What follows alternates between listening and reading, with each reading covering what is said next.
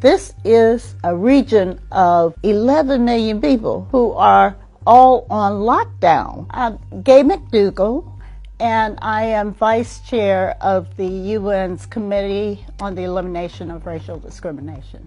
Uyghurs are essentially Turkish people, and they live there right on the border.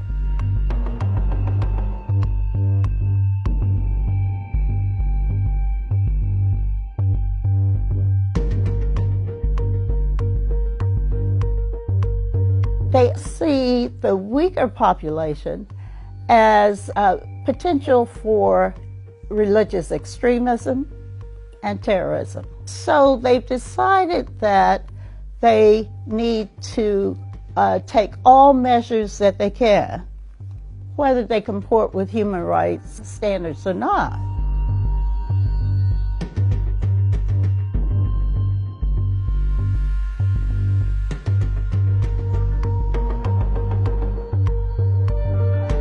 Unfortunately, to do this, they have created internment camps, and we get different reports on the numbers, but it goes up to 1 million. These are people, as far as we can tell, who have never been charged with crime or an offense, never been tried in the court of law, have no rights that have been clearly afforded them. They don't know when they will be released. Their families are not informed. So they sort of disappear into a black hole.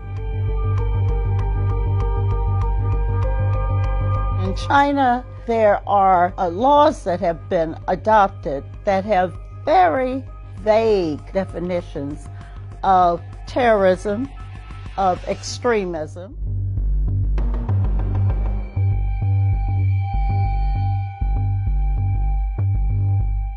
There are work teams from Beijing who come to communities, and they set up a way of surveilling through residents and about other residents. It's so insidious. For each 11 families, there is a person assigned to tell them. What they tell, God knows. And of course, if one tells, then one gets in some way rewarded, and there is an incentive to not necessarily be fully truthful.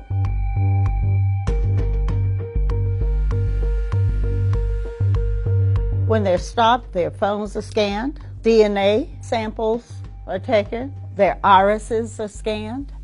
When families are reported to one of these Beijing work teams, there are cameras that are being put in some of their homes.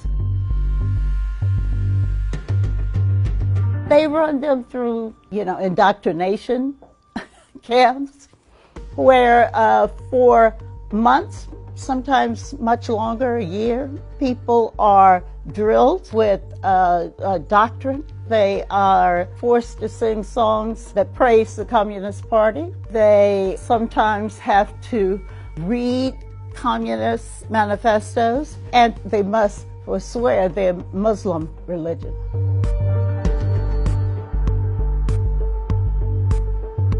Yes, there have been riots, but I don't think that there's anything that would challenge the authority of the state. Even people who are not in detention are being subjected to extremely harsh situations and surveillance for absolutely no reason that is noted, certainly not for violating any laws. Anything that identifies him as being Muslim, in the government's view, also identifies him as being a terrorist.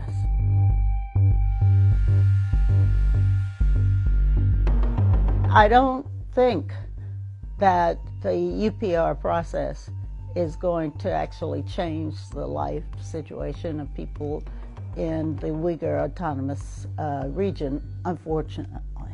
What really should happen after a report like the report made by my committee is that there should be political, diplomatic pressure put on the Chinese government.